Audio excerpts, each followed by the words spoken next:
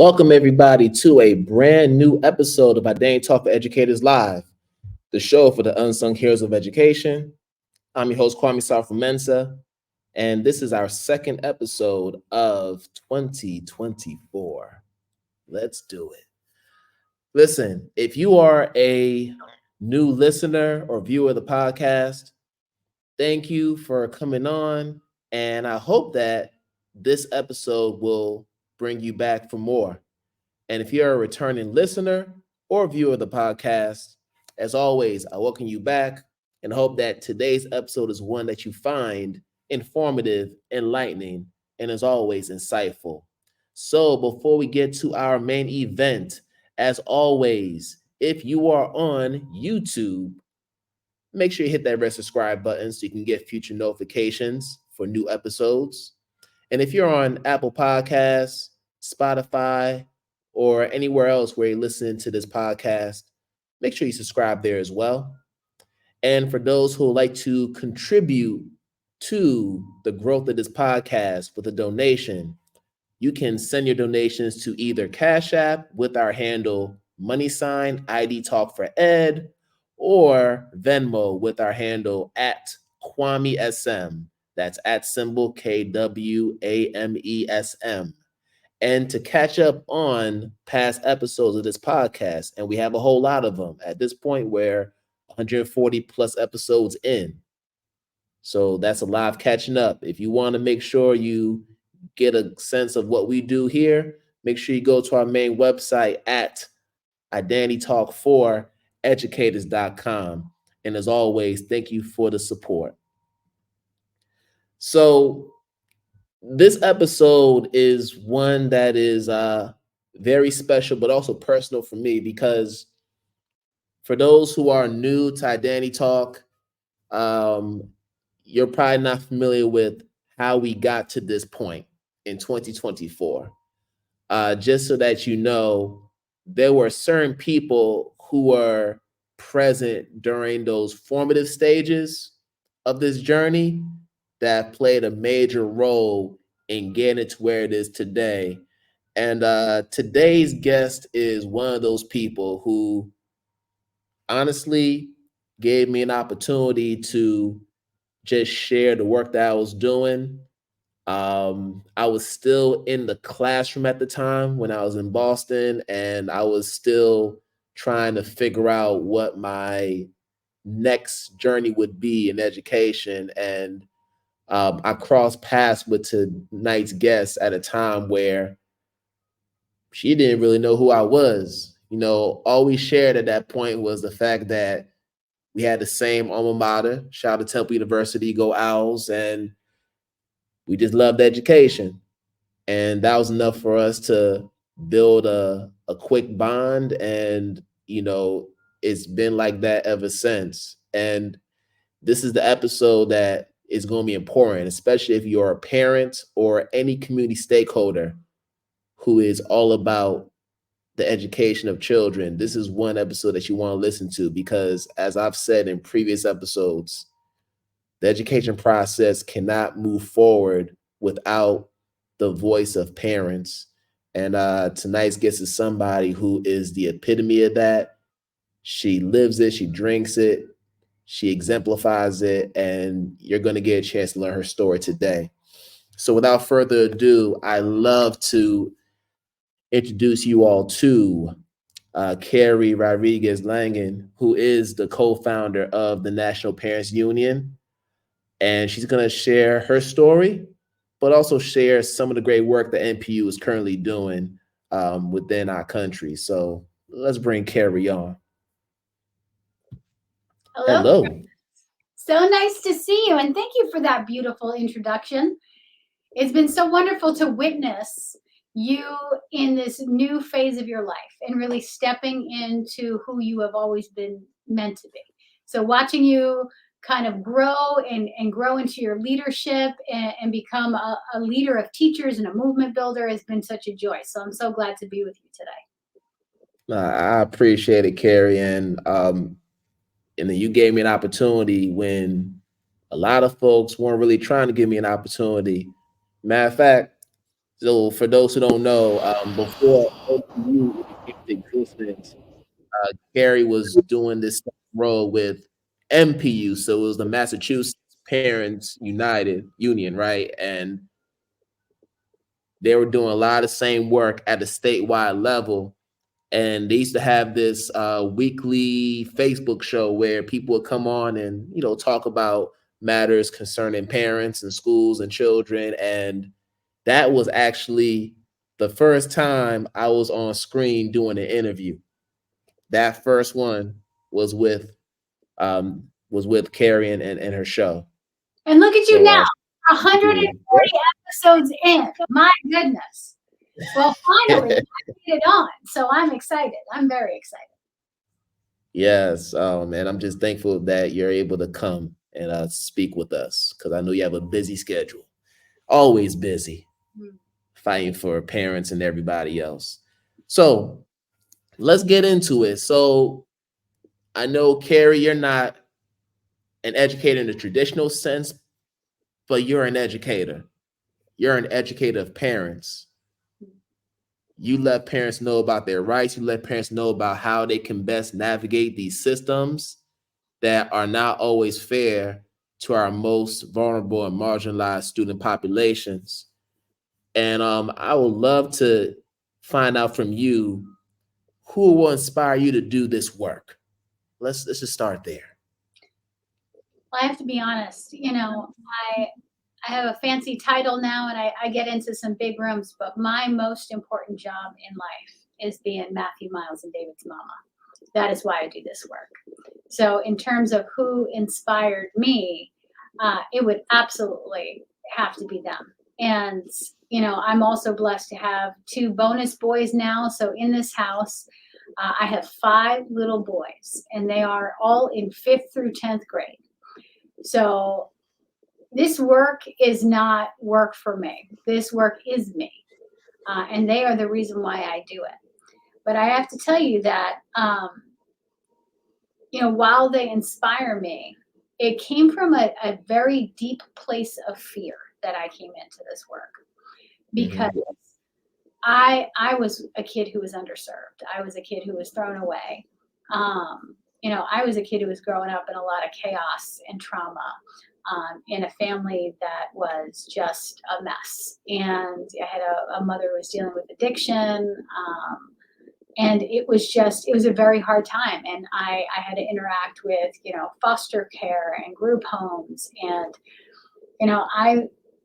I had the same brain in my head. I had the same talents that I have today. I often say, like, I used to organize girls to go fight when I was young, and now I organize girls to go fight, but I have access to different opportunities in different rooms now, right?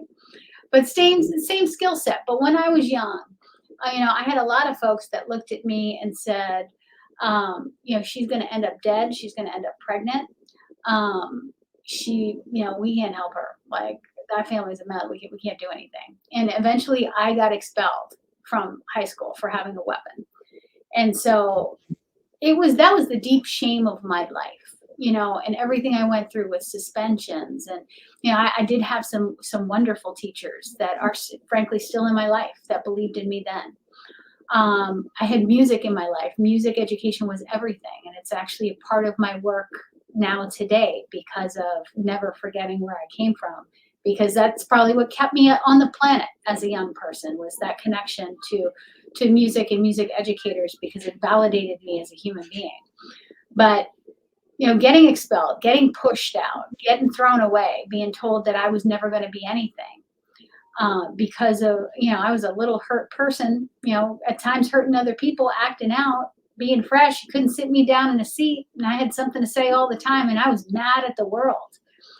But that being the great shame of my life, like, I was lucky to have, some folks that scooped me up and made sure that I got back to the right path and got to Temple University eventually. And, never did graduate. I have a GED from Boston Public Schools, but like, that's it. I got this beautiful new certificate from Georgetown University right behind me in education finance. But, education has been a tricky path for me. So when I became a mama, and I had a little boy who is bright and creative and smart and academically gifted, but just happens to have autism and ADHD. And he was suspended 36 times in kindergarten. That triggered a lot for me. What? So my kids inspire me. What I was really inspired by was the fear that he would go down the same path I did. And I said, oh, hell no. Nope, nope, nope. Not this kid. Not this time. Not this mama. Nope, nope, nope. And so that is what brought me into this work. And that's what keeps me in the work. Wow. Wait, 36 times he was suspended in kindergarten. So you got to imagine, right? So I have this beautiful little boy. And from the time he's about 18 months old, you know, you can tell, especially, you know, mamas can tell, you know, educators will tell you too, but a mama knows, right? And so he had sensory issues, everything in the mouth, like really impacted by sound, taste, texture, all these things. And so I got him early intervention, which said he had a sensory processing issue and told us from the beginning he was going to need help and support. And I went into this thinking like, oh, well, God gave me, you know, the right kid because I know how to advocate and I'm going to be a fierce protector of this baby who I love with my whole heart. Like literally, this is my heart living outside my body. I love this child so much. And I'm going to protect him and I'm going to make sure he has everything he needs because there's nothing wrong with him. He just sees the world differently and he needs a little bit of help and support and, you know, guidance so that he can make his way through the world in his own way. Well, you know, a lot of the time the traditional public education system is not set up for kids with a different lens. It is set up, you know, basically in kind of this formulaic, like we put kids in this box and this is how the box works and this is how big the box is and this is what the box is going to do and that's it. That's what you get. You get what you get. And that was not going to work for Matthew. So unfortunately, you know, even with all of the intervention and the assessment and the creation of an IEP for him, you know, his first year of school, like I signed him up for the local public school, the Healy School in Somerville. And this was unbeknownst to me because as a parent, I don't know what's going on. Like I figure, you know, whatever's going on in the school is what's going on in the school. And you got folks with master's degrees and all kinds of fancy stuff. They're experts. That's why they're in that building, right? And so I didn't ask a lot of questions. I figured like they put this person in charge and like this person's the teacher. And like when you sign up for school, you don't even know. Like you get the name of the teacher. You don't know what their background is. You don't know how long they've been a teacher, where they went to school, why they're a teacher, what their expertise is, what their experiences. You don't know anything. You know a name. And you get a list of crap to buy. And that's about it as a parent. And that's what I walked in there with. I also had an IEP though. And I said, oh, well, here's the stuff you need to know about my kid and his diagnosis. And here are the supports he's going to need. And I thought, we got this, man. We documented this. We got the pediatrician. We got the OT. We got the early intervention. We got all this stuff I got to document, man. We are rock solid. Nope.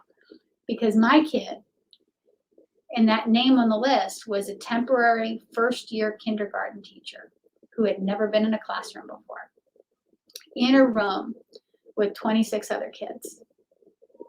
And had just kind of been thrown into the circumstance. And you know what? I used to be real mad at her, and I'm not anymore. Now I look at this educator with compassion because she was young, overwhelmed, unprepared, didn't know what she didn't know, and didn't have support and guidance and mentorship and the things that she needed to be successful. But because my son was in that situation, he was failed because she didn't know what to do. And when a little boy, and we're talking about little boys who aren't even supposed to sit down still. Like that is a very unnatural position for a child to be in. And you're telling a little boy to sit down at the rug at rug time. And this is a child with ADHD and autism who is 5.5, 6 years old. And so he's not even on any kind of medication. He's been taught nothing. He is a beautiful, raw piece of humanity right there. And when he wouldn't sit at the rug at rug time, he'd get ejected from the classroom over and over and over again. And at the time in Massachusetts, what they would also do is send him into a redirect room. And that is what we used to do often to children who have exceptional needs, to help them de-escalate. Okay, so instead of actually de-escalating the child, you send them into a room that looks like a prison cell, a cinder block cell, with no windows, no chair, just a mat on the floor to de-escalate and be deprived from any kind of sensory stimulus to calm them down. That doesn't work. We know it doesn't work. We know it's cruel, unusual. We shouldn't be. We have banned it in the Commonwealth of Massachusetts now because of mamas like me.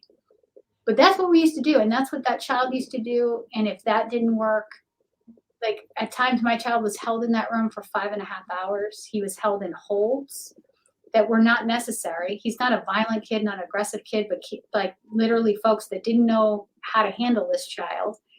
And he wouldn't stay in the spot they wanted him in, so they put him in a hold. It was a mess. And he eventually got to the point where he was just being sent to not the principal, but the vice principal, because there was so much turnover in this school. No consistent leadership, no consistent direction, no consistent mentorship, none of that happening. So you can imagine the culture in the school is a mess too. And they keep sending him to the vice principal, and they keep calling me on the phone, come get your kid, come get your kid, come get your kid, come get your kid, over and over and over and over and over again. And at the time, you know, Matthew's mama had gotten her stuff together, and I was a community organizer, and I was working for SEIU, and I was running big labor campaigns and traveling all over the country working for the NAACP and the Obama campaign and labor fights across the country and teaching other people how to advocate for themselves, right? And I couldn't do it because you got to get your kid, there was no stability. It was chaos. Right. But I was also at the same time chair of the Democratic City Committee of the Democratic Party. So I knew some political folks. I know some big fancy people. So I get on the phone. I'd be like, school committee member, you know this happened? Can you help me with this? Did you see this? I don't know what to do. Like this is what it is. I'm sitting at the end of an IEP table. These people are talking to me like I ain't shit. And I can tell that they don't like my kid. And I got to leave my kid here because they're all aggravated with him at this point because he just will not do what they want him to do because he is displaying symptoms within the scope of his diagnosis. And it's frustrating. It frustrates me now, and the child is 16, you know. But that's what we trust educators to do. And I'm sitting there as a mama, and I'm looking around like, I don't want to leave my kid with these people. They don't like him. They're mean to him. I don't trust them anymore, and they don't like me. In fact, they never liked me because this is the same damn district that expelled me. And I was like, oh, okay, so this is what it is. This is what it is. And wow. I have no voice, and I have nothing. And so, again, mama doesn't get mad. She likes to organize, right? I like to organize girls to go fight, and that's kind of what happened after that. Ooh, and I know this story, but every time you say that story, I'm like, dang, like this really happened. And I'm thinking about how we've come a long way in our understanding of neurodivergence and students with exceptional needs. We're starting to speak the language a little bit more. We're talking a little bit more about ableism and all this, but it's not quite translated into practice. It's not quite translated into how we adhere to policies, right? But something that I found intriguing in what you said was that you were able to go into an IEP meeting and advocate for these different changes. Usually when parents go in or any stakeholder goes in, they don't have that type of leverage. They don't realize that they have that leverage. They've always had it, but they don't realize that they have that leverage to say, I don't need to agree to this. They're so insecure about the fact that they may not have the same credentials as this SPED teacher or the same credentials as this teacher, and they don't want to feel embarrassed. So they just kind of nod their head, okay, my friend, do not get it twisted. Don't get it twisted, because let me tell you, let me never forget, okay? The monster you see in front of me that has been created by this, that is a force to be reckoned with, I was not born this way. Let me tell you, the first times I walked, Okay, that's what I'm getting at. I sat there, I was shook. Like in the process that you go through as a parent, okay, when you have a child that has been identified as having autism or any kind of special need, the first thing, and I can tell you, the first thing any mother does is go through kind of a grief process of saying, oh my God, is this my fault? Did I eat lunch meat when I was pregnant? Did I do this? Did I have sushi? Did I eat something weird? Did I put something in my body? Did I twist the wrong way? Did I not drink enough water? What did I do that caused this child to not be neurotypical, was what we say now. But before, the lens was always like, this is a deficit. I now know.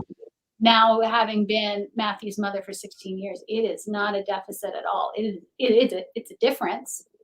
It's a beautiful difference that brings extraordinary things to my life and makes me see things and consider things in ways I never did before, and has brought so much to me. But at the beginning, I was like, oh my God, this is my fault.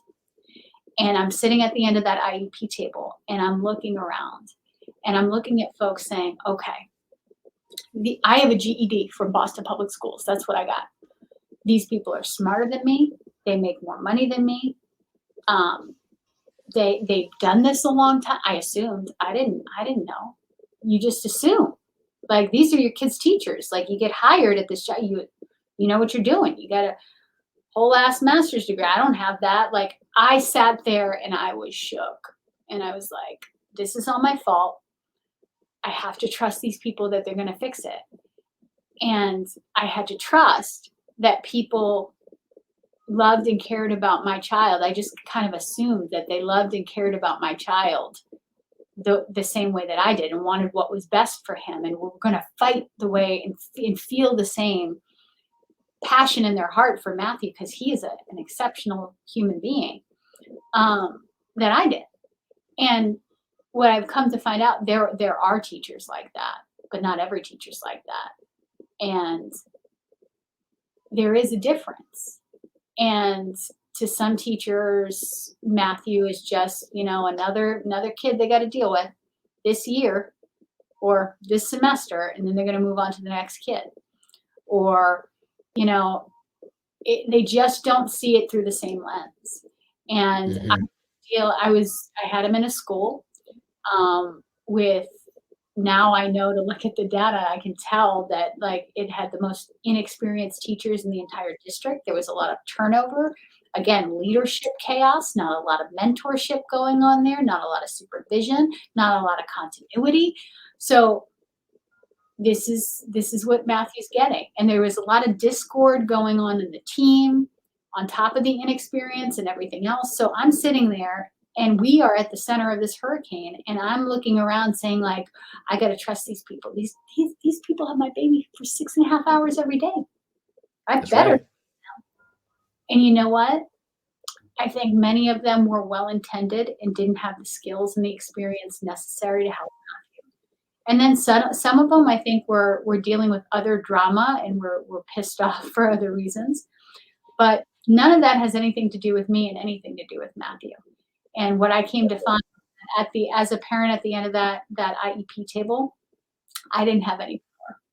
And the changes that I started to see were necessary, I didn't have any power to change. And nobody really cared what I had to say about it. And I went to the PTA. That's the first thing a parent does. Like, oh my gosh, this is a mess. What am I going to do? I'm going to go to the PTA. PTA is like, we don't do that. Like, do you want to sign up? Because we're gonna sell cookies when everybody votes, so we can go on a field trip. If you want to get in on that action, we got that for you. But if you're talking about changing major, like, we don't do that. That's not our thing. And like, I called Mass Advocates for Children, all these different people, and they just didn't do what I felt needed to be done. Because when people advocate, they are powerful and they can change things, especially when they're critical stakeholders. And we weren't at the table, and we had no voice and no power. So when I see that happening, I got to organize my people. Yeah. And it's funny because you're mentioning it from the parent's perspective. Now, from the teacher perspective, because I've been in these IEP meetings where parents were like you in the beginning, not quite sure what to do. You could tell they didn't really understand what the document was. You have the SPED teacher or the coordinator just pretty much reading the IEP goals and using all this educational jargon that you know damn well parents don't understand. And they're not even trying to make an effort to like simplify the language so that the parents could access it. And then the parent will sign it. And then usually what will happen is someone like myself will go to the parent to the parking lot and be like, listen, here's what you need to do. So I had to kind of be undercover and be like, listen, I don't know if this document is going to help your child. You need to call so and so and say you want X, Y, Z. So I found myself doing a lot more of that once I saw that there were certain colleagues in my building who didn't care about the child's best interest. And then with regard to just some of the things that happen inside the school building that parents may not be privy to, understand that with teachers, and I know it's different in every state, but since we're talking Massachusetts, we could talk about that. They have to understand that when you have students in an inclusion classroom, where, of course, a percentage of them are students who have IEPs or students who have 504 plans or some type of learning support plan. We have certain goals that we have to meet in order to keep our jobs, whether they're professional practice goals or student learning goals. And with the student learning goals, they're usually tied to a percentage of growth that students should achieve by the end of the school year. So we're talking after MCAS. So for those who don't know, MCAS is the state test for Massachusetts. So if they get a certain score or a certain number of students are able to score proficient above in this test, then credit goes to the teacher. But what happens is sometimes a teacher will look at their roster and let's say that there are 20 students and maybe we'll say 10 of them have IEPs. They're like, I know this student. I know they're going to have some growth, but it's going to go against me because they're not going to meet this this benchmark that the state or the district requires me to meet, which then makes me look bad. So that's why there are some colleagues, I'm not going to call no names, that are like, nah, like I can't have that against my score, which is so wrong. But that's just an example of some of the pressures that teachers find themselves in. So it's more than just you have the stakeholder perspective, but then there's a teacher perspective, but then there's also the institutional perspective, the district perspective, right? You mentioned in the beginning about certain teachers not having the right certification or the experience to do this job.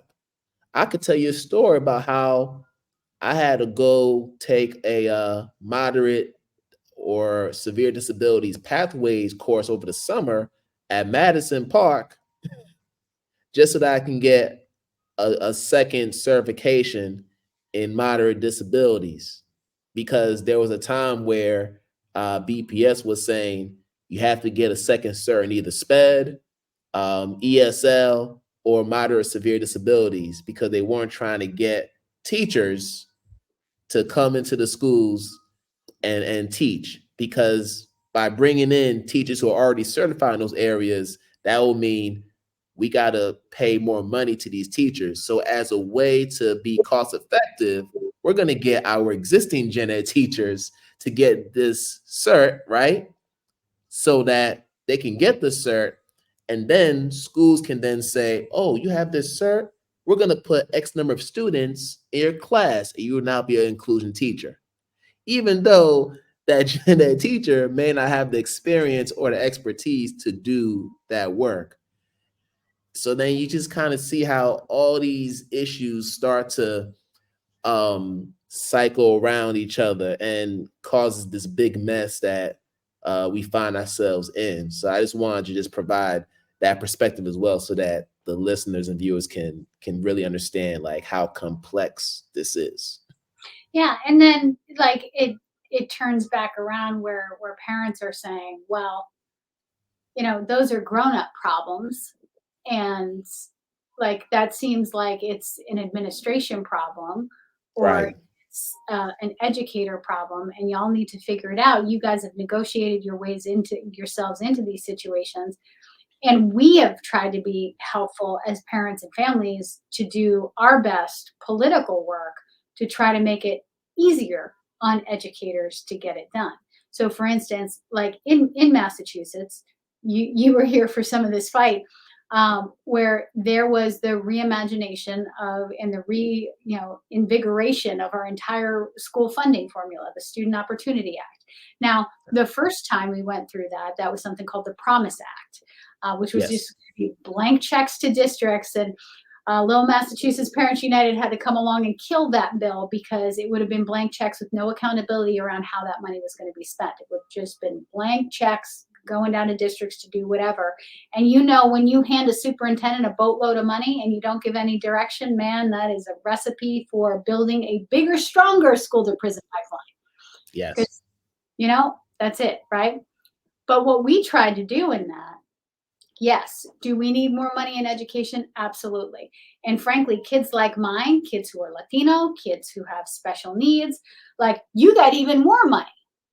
So we're like, absolutely 100%. Kid like mine, man, you're not just getting per pupil expenditure. You're getting an additional percentage for the fact, just by virtue of the fact that we're brown folks, and then you're getting additional expenditure because they have special needs. So Right. there should be more than adequate resources. Like, I don't want to hear about a teacher that doesn't have adequate support, or a paraprofessional, because man, if the average per pupil expenditure in a place like I'm sitting in here in Woburn, Massachusetts is, $19,000, and that's just for a regular white kid. And then you think of all the bonuses. Like you're talking, my kid's probably worth, I don't know, close to about 40 grand sitting in that seat for one student. So that should adequately, proportionally be able to pay for an educator, a paraprofessional, technology, all those kinds of things, especially when we're talking about having 25 kids in a class. So again, these are grown-up problems, and parents can be very helpful in terms of doing our part to create the political will so the resources are there. But then we got to deal with, what are we doing with those resources? And that's where it gets real messy in here. Mm-hmm. And that's the tough part, because you can get districts or demand them to allocate the money in a certain way to get the right resources for students, but then ensuring that those resources are used with fidelity and are being given to the right schools that are under resourced and are in contact with students who need that support the most. That's where you have to make sure that you're closely supervising, how that's going down. And that's not always easy to do, as you already know. That's right. That's why the National Parents Union, we do the work, we do a campaign called EPIC, Everyday Parents Impacting Change, which is all about transparency and accountability. It's about marching to school committees, marching to school boards, demanding transparency and accountability around how money is being spent, whether it's in Massachusetts, funding formula dollars, whether it's federal funds, ESSER and ARP money, whatever that money is, how is that money being allocated, and is it actually touching kids in the classroom? Are we seeing it? Are we feeling it? What's happening? And frankly, using data to ensure that we're getting kids to the outcomes we need them to be. And we think we can be very effective. We ran EPIC in 800 different communities in the last year around ESSER and ARP transparency to literally make sure that parents were holding districts accountable. And we do things like, this program behind me, this from Georgetown, the Education Finance Certificate from the Edunomics Lab, literally training parents to be able to understand these very complex financial documents that are school budgets, to ask those questions and frankly call BS.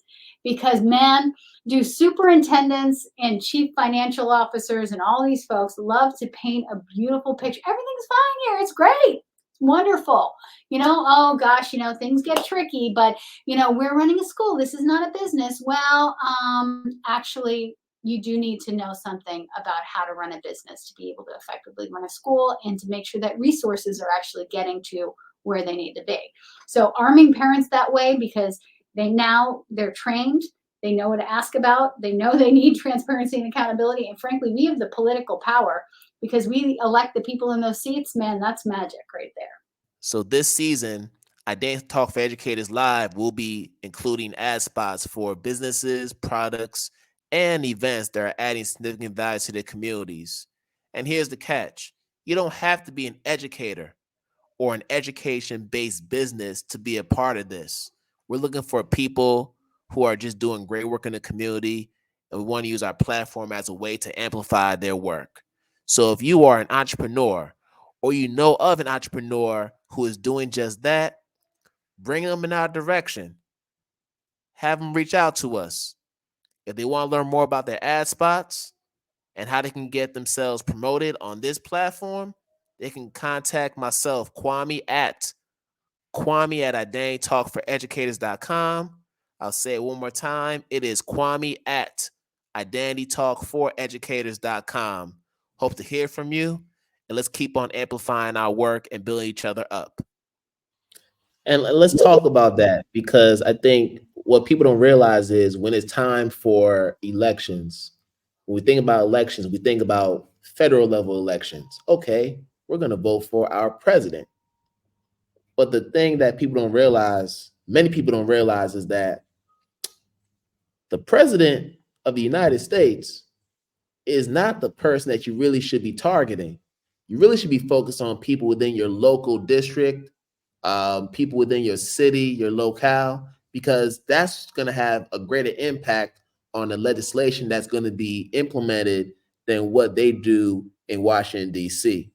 And I'll tell you, that is so true. I had a conversation with Secretary Cardona the other day where we were talking about ESSER and ARP funding and how the fiscal cliff is coming, all this money's going to go away and all this stuff. And he reminded me, he said, Keri, I am only 6% of their budgets. Federal funding is only 6% of the spending that actually happens in schools. So if you think by voting for president that you're getting it done, nope. No, you are only doing a very small portion of what you need to do. What happens at the hyper local level, those little elections where you're like, oh, today's election day? This is just a random Tuesday. What are we voting on? You better vote, because sometimes those people will have more impact on your day-to-day life than anybody else. Certainly not the president. Yes. And it's so much easier to do it now because we have social media. We have email. Like, we have other ways to communicate these messages and these demands that then makes it easy for parents to have access to these elected officials and to hold them accountable. So we just have to find a way to get parents to realize, hey, we have these tools at our disposal that we can utilize to our advantage. But I think we are.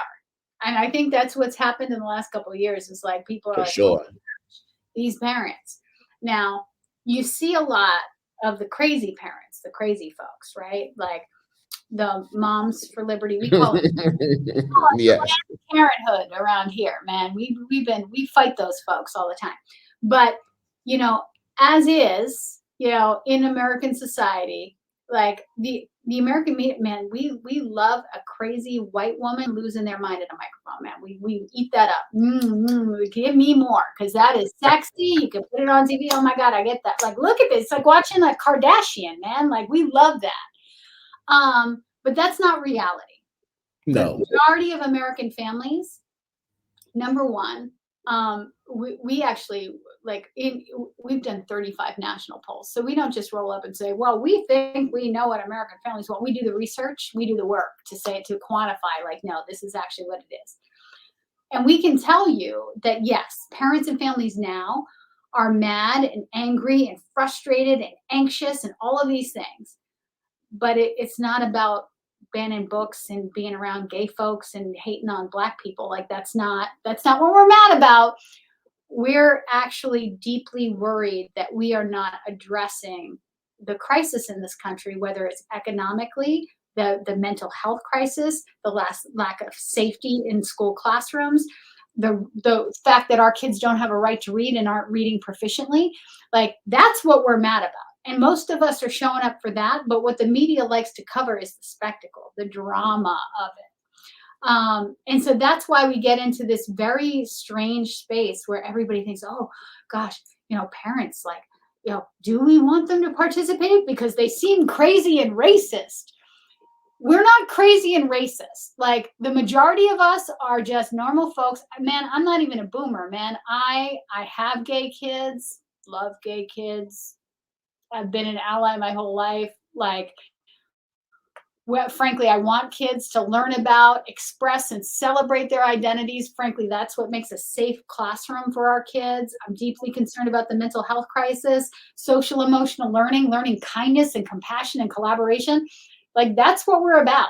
And we can quantify and tell you with fidelity, because we've done this research, that that's really what parents want. So you got to really be on point. Yes, we actually do want parents to show up and vote. Yes, we are a voting bloc. We run a campaign called Every Family Votes around civic engagement because we want every family in America to vote. And you're going to see us out there in big ways. And the critical thing is that you've got to be, when you're watching stuff on media, or on the news or whatnot, you've got to ask critical questions. Because I'll tell you, I have been to school board meetings and I have marched with parents across this country. Frankly, I was in Tulsa the other night. We mixed it up. Oof. I love to march on a school board. Let me tell you, that's what makes the sun rise for me. And what were they there about? It wasn't about banning books. Now, there were a couple racist folks there, because, like, there's a couple racist folks everywhere, right? But the vast majority of them wanted a competent superintendent, a strong Black woman who was from Tulsa, to be running that school district, because she had a vested interest in the success, because she's got babies in that district and her grandmama's in that district, and that's her community, and she's a world-class educator, right? That's what parents care about, because that's a woman who's going to go in there and be about business. And that's what I see when I travel around the country. It's not this mess. And when you see the mess in places like Loudoun County, it's generally people get up with the microphone and say, parents want this. I'm not a parent. I don't have kids in this school district. I don't even live around here, but I'm going to speak on behalf of parents. No, you're not. No, absolutely you are not. We're not going to let you do that. So you mentioned Mount for Liberty earlier, and I mean, they are polarizing just by nature. And I'm just thinking about the political divide that's still happening in our country.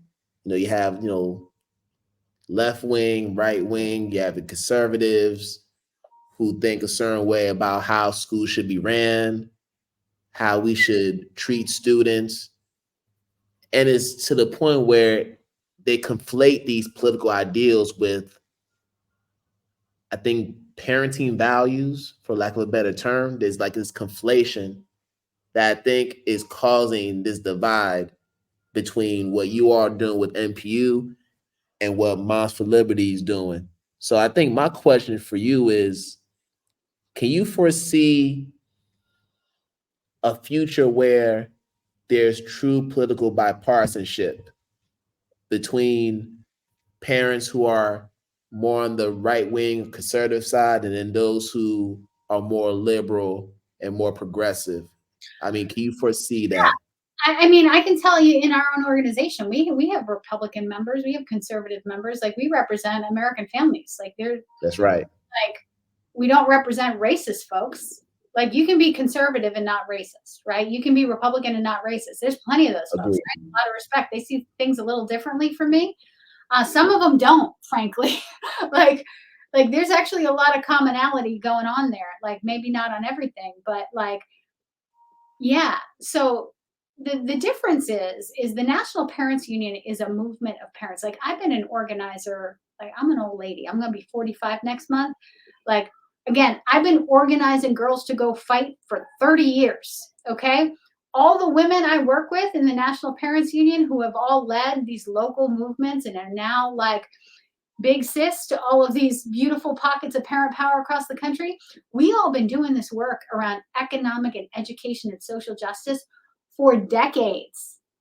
Forgive me, because they're gonna be mad because I put them out like that. But that's they know. Like we're the gray hairs of the work, and we're proud of that because we're here to be helpful, right?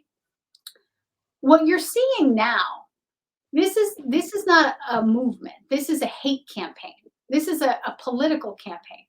This is folks that are seizing on a moment of pain and panic and hardship and anxiety on the part of American families and are using that to manipulate folks who are deeply worried that their kids are not okay. You know, when I look at people who are actual parents who show up at Moms for Liberty, you go to some of their meetings, and frankly, it's a lot of folks that don't even have kids in K through 12 education anymore, or like they're all like they've been watching a lot of Fox News and they're all real wound up, you know, like. But when I do see parents that are talking about like, I'm worried that this is happening, like that comes from a deep place of fear that our kids are not okay. And somebody steps in and says, oh, well, I feel your pain. I want to listen to you. And unfortunately, what happens is that Democrats often will be very dismissive of parents and families and their pain and saying like, we don't need to hear from you. We're not listening to you. We're only listening to teachers, or we're only listening to these people, or we're only listening. Like, could you show, I feel like I'm giving people human being lessons sometimes, right? That's right. Could you go and perhaps sit with somebody who's deeply worried and nervous that their child is being exposed to something? And instead of ridiculing them and being like, you're an idiot. No, we're not doing that. Like, you're so stupid. And like, you don't even know what we do. And we're experts. And you talk to somebody like that and they're going to be like, no, I'm not trying to mess with you. Right. That's what we do in education to parents. And that's what we've always done. You know, it's been very dismissive and say like, well, we don't have to tell you. We're the experts. Like, we know you're a parent. Like, why don't you stay in your place? So that leaves space for bad actors to come in and be like, see, they won't tell you what they're doing. So I bet you know what they're doing. They're grooming your kid. They're talking about genitalia and trying to like change your kid into being a trans kid. Like, you leave space for people to come in and take advantage of people who are worried and saying like, is this true? Oh my God. And you won't talk to them and you don't engage with them and you don't build a relationship. So somebody else does. And they get them all revved up, and that's when damage happens. So what I have always said to superintendents and every educator and all of these folks is saying like, the best disinfectant for this hate is sunlight. It's openness, transparency, communication, honesty, perhaps some humility, perhaps some understanding, some empathy to say, oh my gosh, you're worried. Yes. It's not okay after COVID. You're worried that your kid's not going to be all right, that your kid is never going to access economic mobility, and the crap that you're in right now because you were underserved as a kid and you're working 2 jobs and it's a struggle and you're fighting with your wife and you don't have enough food, and that your kid is going to go through the same thing. So you're mad and worried and you're taking it out on other people, maybe stopping and saying, no, I can understand why you're worried, but we got you. And here's what we're going to do. And we're going to make sure your baby's okay and things are better. Could we approach that way? Instead, you get people like Terry McAuliffe saying, we don't need to listen to parents. Oh, okay. Because even me, that doesn't agree with those folks, I was like, okay, you don't need to listen to me? Bet, as the kids say, right? Yeah. Yeah. And it's funny. They say they don't need parents, but yet we are constituents. You need our votes. And you know what? Here's the thing. Yeah. You know, it backfired. You know, there was like when the whole thing was happening in Virginia and Governor Youngkin and oh my gosh, and Terry McAuliffe, you know, was saying things about parents and all this drama and stuff like that. Like people were saying, oh my God, the massive red wave that's coming because the parents are angry. There was a wave of parents. Hell yes.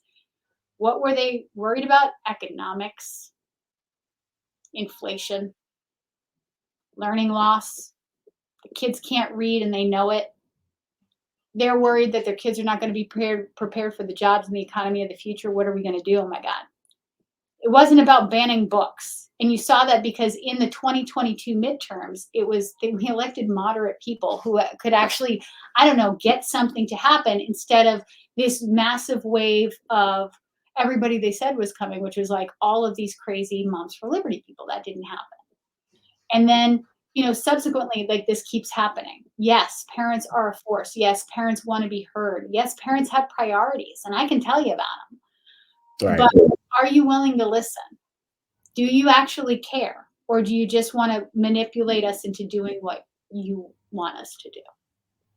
Like parents, what I think is actually fascinating when we talk about this stuff is the fact, the little respect that we give to people just because they also have the title of parent. Like I just said, I'm a 45-year-old, I'm a grown-ass woman. And the way I get talked to, because I am not an educator, I can get dressed down by a 23-year-old that just graduated. Like, I don't know anything, and I have no business asking any questions. And trust me, I've been in those spaces with my own kid at the IEP table that I still have to go to, just because I'm the parent. Wow, really? People like that? Oh my God, yes. Are you kidding me? For sure. I'm only surprised by that because you are somebody who, like, you're on all these different news media platforms, talking to these news anchors, talking to these correspondents about these issues. I would think at this point they would think twice about dismissing whatever you have to say, given the amount of power that you have in this space of parent organizing. So that's why. Well, it did. Let me tell you a story. Okay. Perfect example of this. Okay, because again, I have a 16-year-old who is in the 10th grade. Okay, still in an IEP. He is now in a therapeutic setting, the SEAM Collaborative, just up the street here. Right, still have to go to IEP meetings. Before that, he was at an in-district therapeutic setting, and it's one of these places. Like again, it was not the right setting for him because in district alternative ed spaces, you get kids who have autism and ADHD and have specific diagnoses, and then they send the problem kids, right? So you get this mix of kids who are displaying, symptoms of their diagnosis, and that doesn't actually necessitate punitive discipline. It's just you need de-escalation. You need to teach him how to cope better, all these things. And then you have kids that are displaying behavioral issues that they don't have a diagnosis, they require discipline, or they structure or different things, right? So with my kid, they once again sent him down to a redirect space with an individual who was called a dean of students that was writing me a nasty email and telling me that he was going to keep my kid for 2.5 hours and he was not going back to class and all this kind of stuff. It seemed very punitive.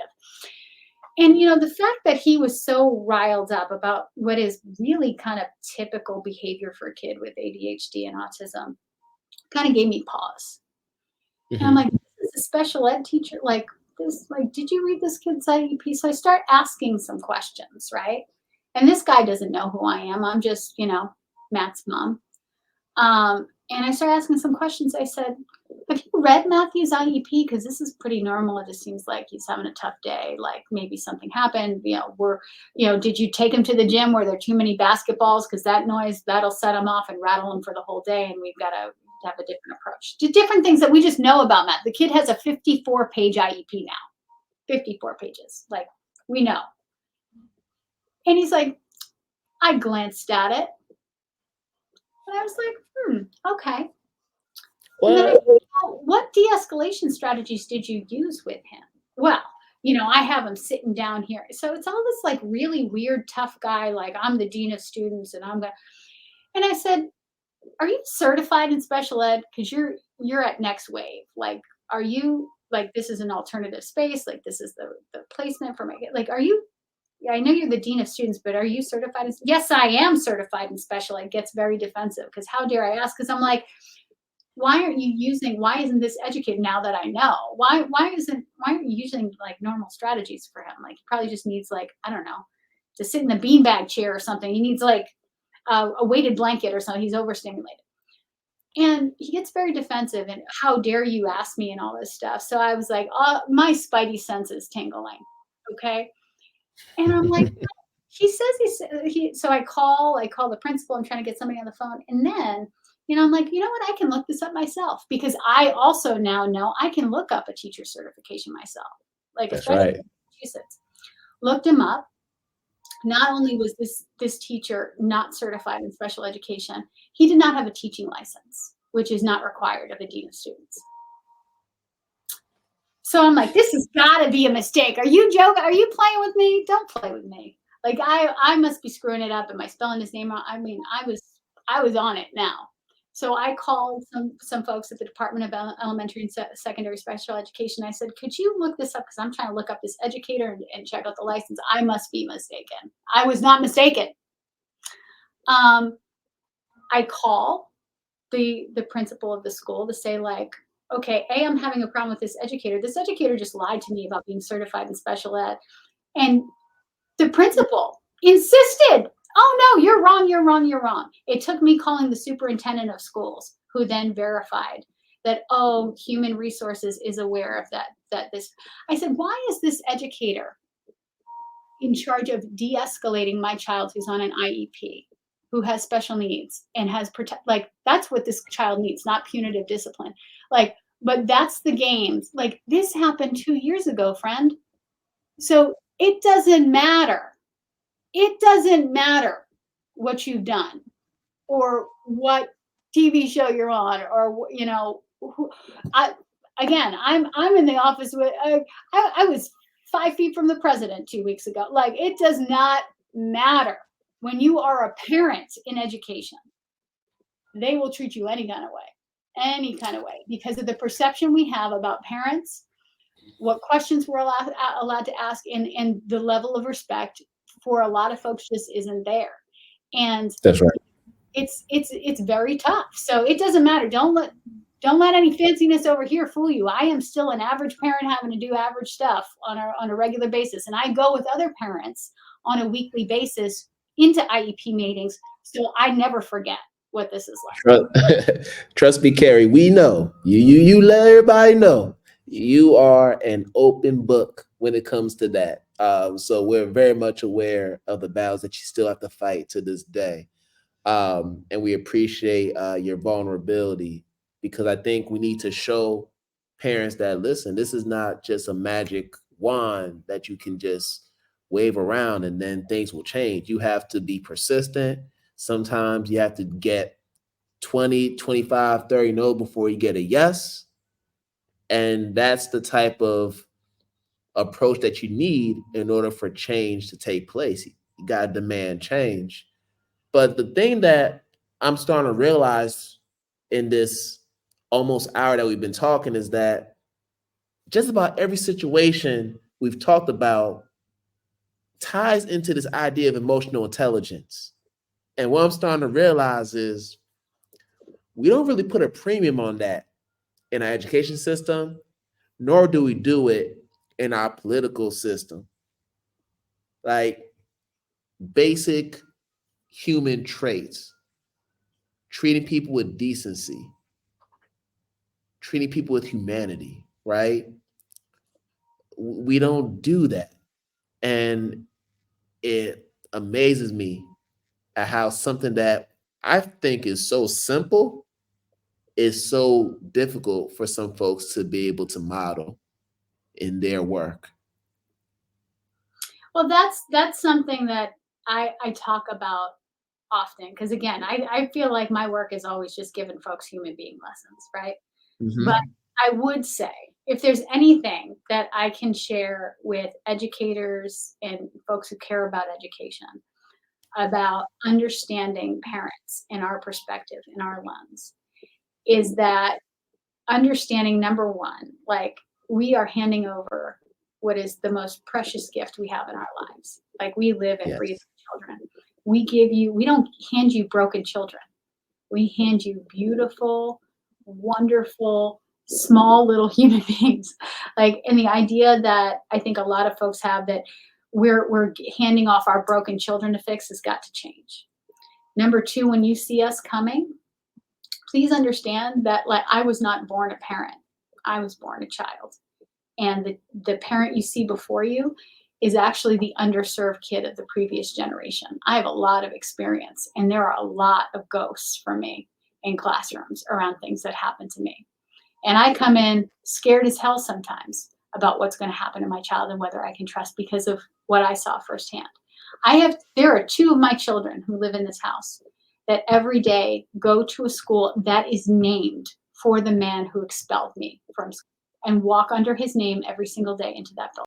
And when that PTA asked me to come into a meeting to just discuss literacy, you know, in a statewide and national initiative that I'm leading, just because, you know, they got access to me and they figured they'd ask, I had to literally stop and say, before I could speak, that I was so triggered by standing in a cafeteria and having a look at that man's name.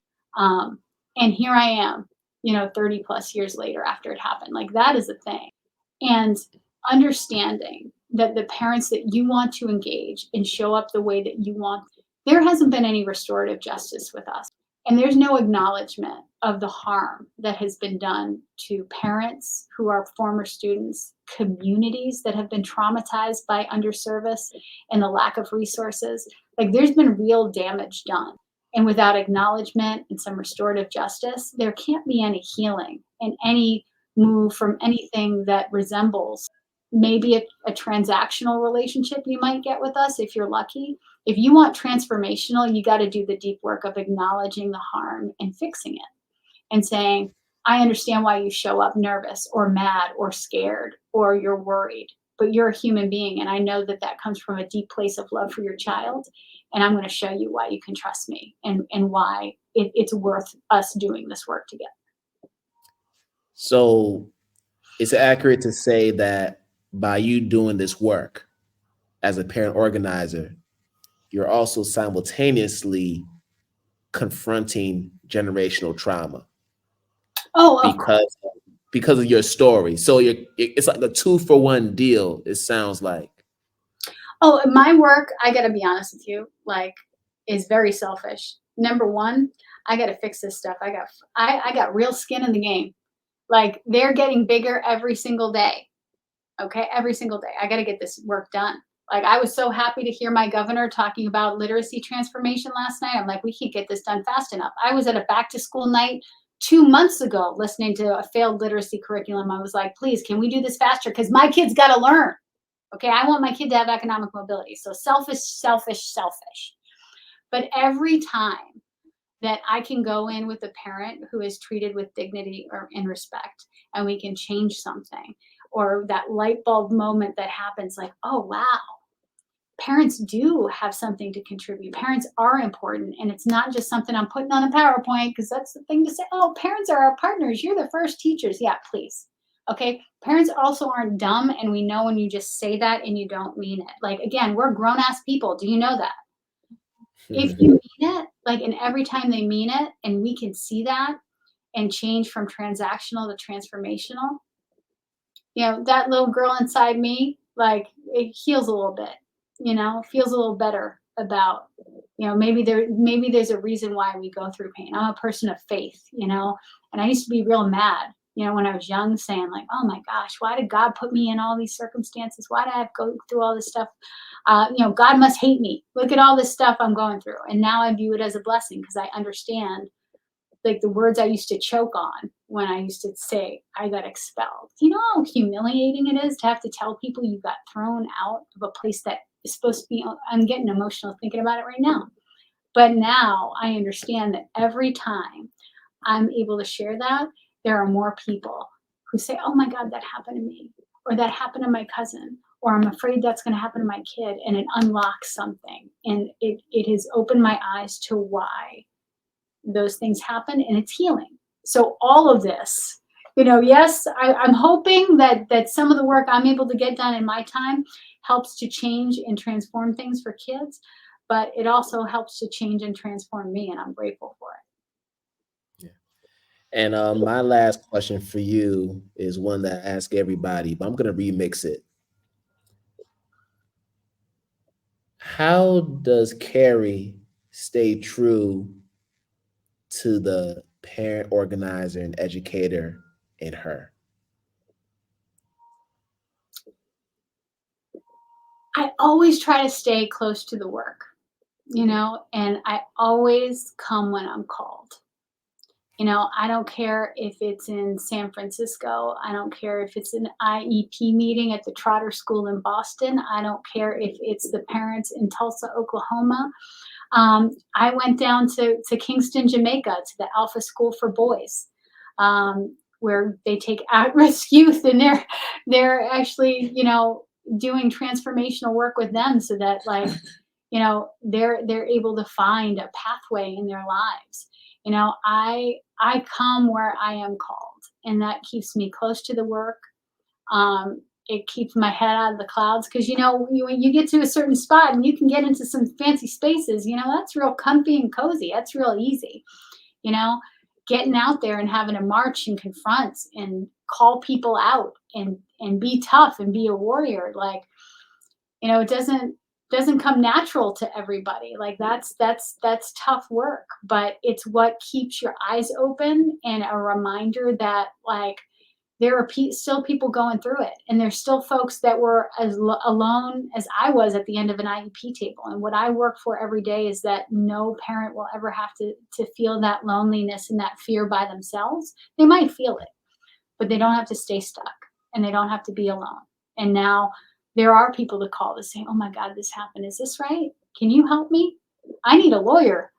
Is this the law? Like, what is this about? Or how can I change this? Because this ain't right." And now there That's are right. people to call, because I work with these extraordinary human beings because I'm not that unique. I have found this beautiful, beautiful tribe of women that I do this work with, that are all just like me and have lived experience like and have done this work, and, like, show up for other folks. And we just are blessed because we all get to do it together now. Yes. And I want to give you an opportunity to talk about these amazing women of NPU by just letting everybody know how they can connect with you all and play an active role in the work that you all are doing nationwide. So if you could share your information, because I know you're active on social media, but also information about NPU, that would be awesome. Yeah, so the National Parents Union, if you Google us, we come right up. We're at nationalparentsunion.org. We have three centers. There's three parts of NPU. The NPU Center for Policy and Action.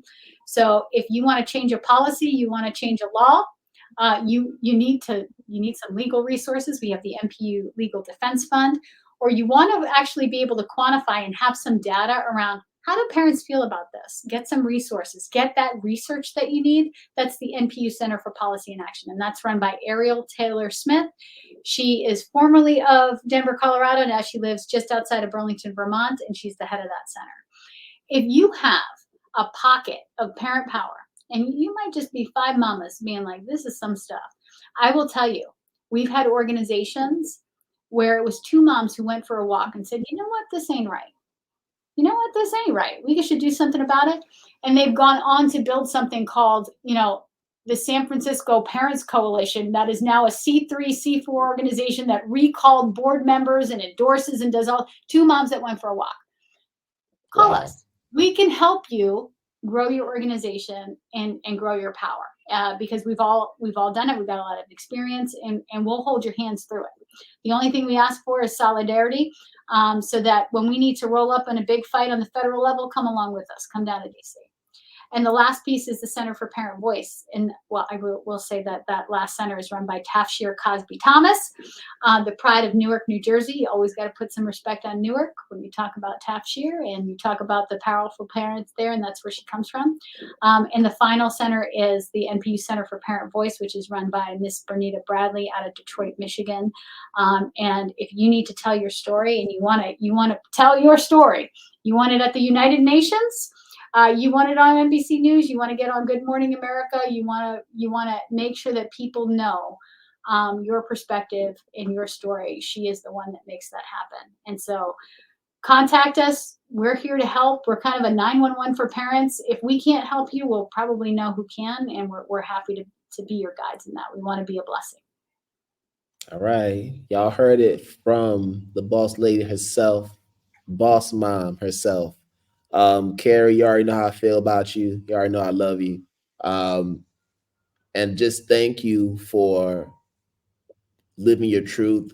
Thank you for just being inspirational, and thank you for just being you, because just by doing that, you're empowering a lot of people out there who may not have thought they had a voice, but now they realize that they do. So thank you for what you do, honestly. And I have to say, maybe we shouldn't do this to the host, but we are all so proud of you, watching your growth and your leadership and your evolution. And I cannot wait to bear witness to what happens next with you, my friend. So keep going. We're all cheering you on. If there's anything we can do to help, you call on us, and we got you. I appreciate it. Thank you again, and send my love to family. I got to get to a basketball. Oh yeah. Oh yes. Please do. We're playing in Malden in an hour. I got to get out of here. Oh my goodness. Oh yeah. Well, let me let you do that. All right. We will catch up. All right. Take care. All right, y'all. So thank you all for tuning in to another episode by Dane Talk for Educators Live. And as always, wish you all good morning, good afternoon, good night, wherever you are in the world. And we're going to do this again another time. Peace out, y'all.